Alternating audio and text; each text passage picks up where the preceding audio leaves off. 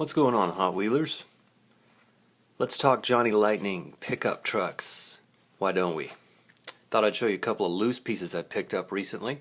Been looking more at loose pieces, mainly because they're cheaper, and I end up displaying these things loose most of the time anyway.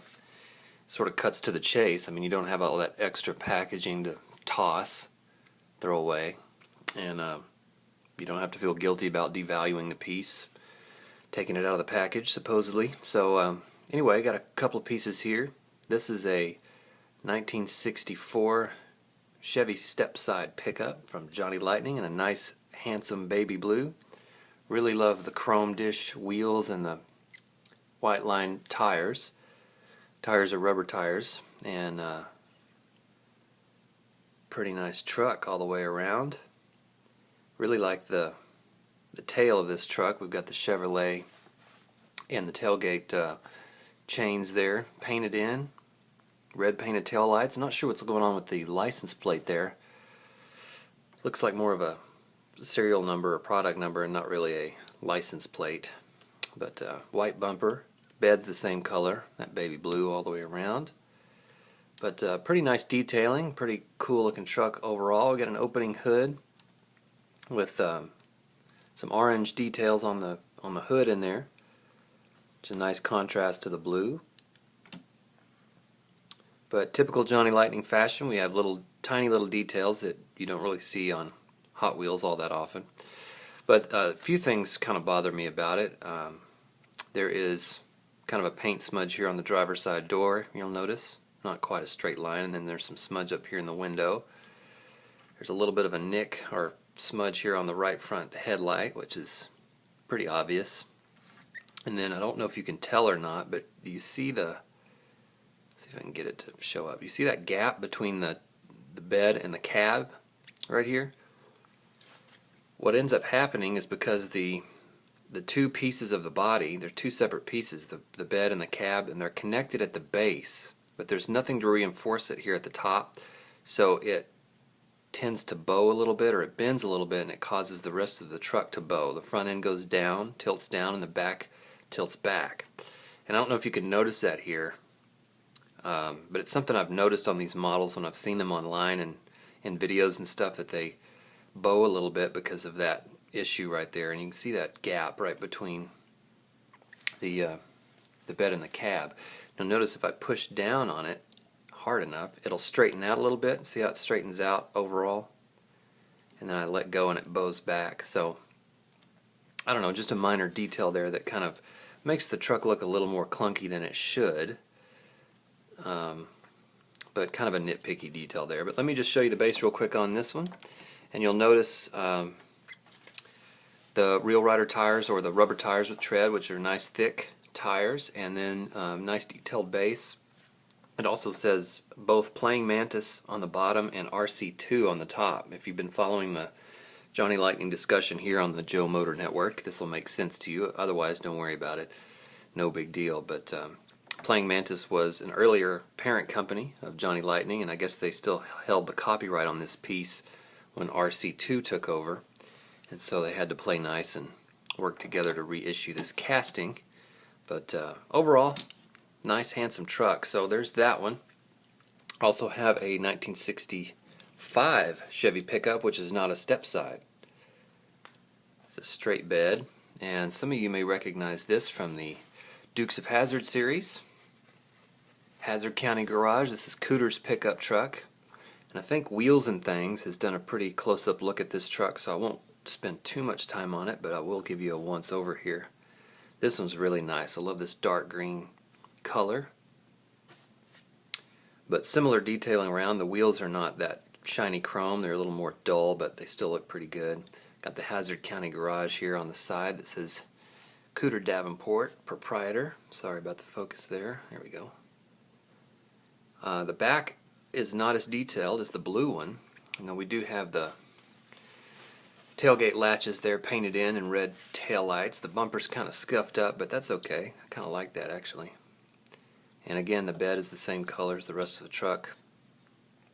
All the way around, I do have an opening hood here, but there's a little less detail in there. It's all kind of just a green and black You can actually see into the interior, which is a tan color instead of the dark gray on the blue one.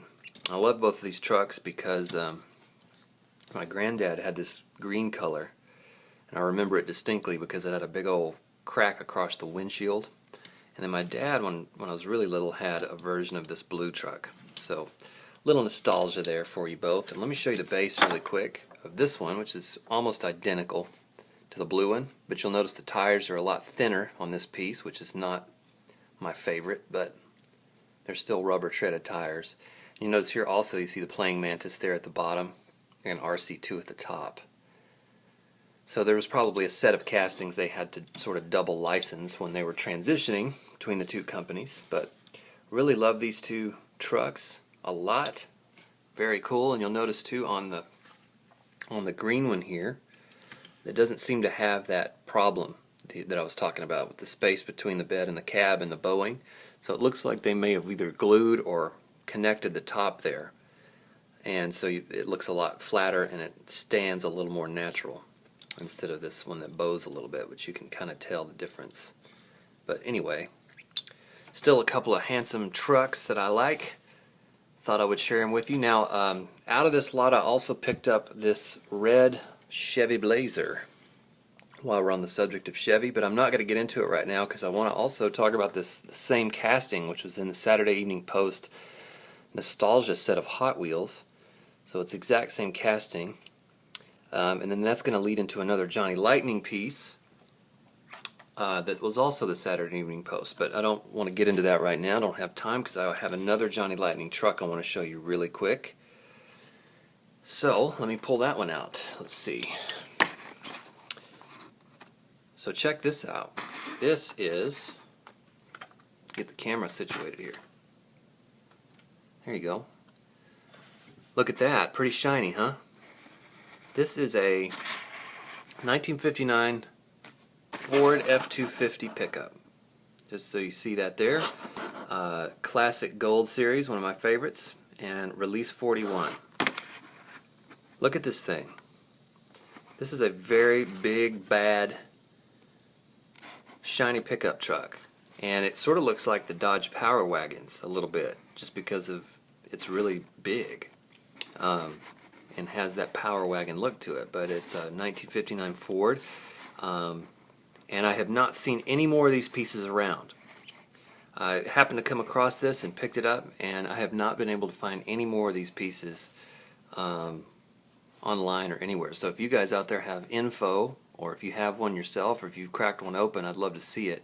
I'm probably not going to crack this open for a while, just until I see if I can find another one. But it's pretty awesome. It's pretty unique. Now, I did find out that this was the first casting of, or this, this is the first incarnation of this particular casting. It came out in this mirror chrome, which is all the way around. I mean, it's only besides the red taillights and the Ford there on the back, and it's all the way around. It's on the bed, all the way to the front. There's some black on the grill there, but no painted taillights. It's that mirrored chrome. You can also see Ford up here on the front of the hood that's open, black and chrome inside the hood there, and the interior is all black, so not a whole lot to speak of there. But the first incarnation of this was this mirrored chrome color, and then I think they did a John Deere version of this casting, and then maybe a tow truck, if I remember correctly. But this is very unique. I have not seen this before, and I've not seen any since I picked this up. The tires are awesome. Got those really nice tires and wheels. The only thing I don't like about the tires is they're a little thin. When you look at the front profile here, you can see how thin they are. But they are treaded, and they are rubber. So get a little close-up of that so you can check it out. And also get a quick glance at the base here. 1956 Ford pickup. And this was during the learning curve era of Johnny Lightning, which was the last parent company before Tommy took over and made everything cheap and plastic. But I don't know, what do you guys think about this? You have one of these? This is a pretty cool truck, and would really love to crack it, but I want to make sure I can find another one before I do that. And just thought I would show this to you. Let me show you the rest of the packaging just so you have an idea there. Here's the original, or the supposedly the truck it's based on. It looks a little digitally doctored if you ask me, but the tires look a little thin on that piece too, or on the original truck, but they're still a little too thin for me on the die cast. And then here's the write-up about it on the back, so if you want to pause that and look at it, you're more than welcome to. And then just for the record here, 2008 learning curve. So this is really awesome. I was really excited to find this, and if you've got one in your collection or you have any more information about this, I want to post it below, please do. Anyway, I thought we'll leave it there talking about Johnny Lightning trucks, so we'll set that one back there. And like always, if you have questions or comments, please put them below. I really appreciate all of you who have subscribed and are checking out the videos. Really enjoy the online diecast community. Lots of good information, entertaining stuff out there, so keep it up. Appreciate you watching, and we'll see you in the next video.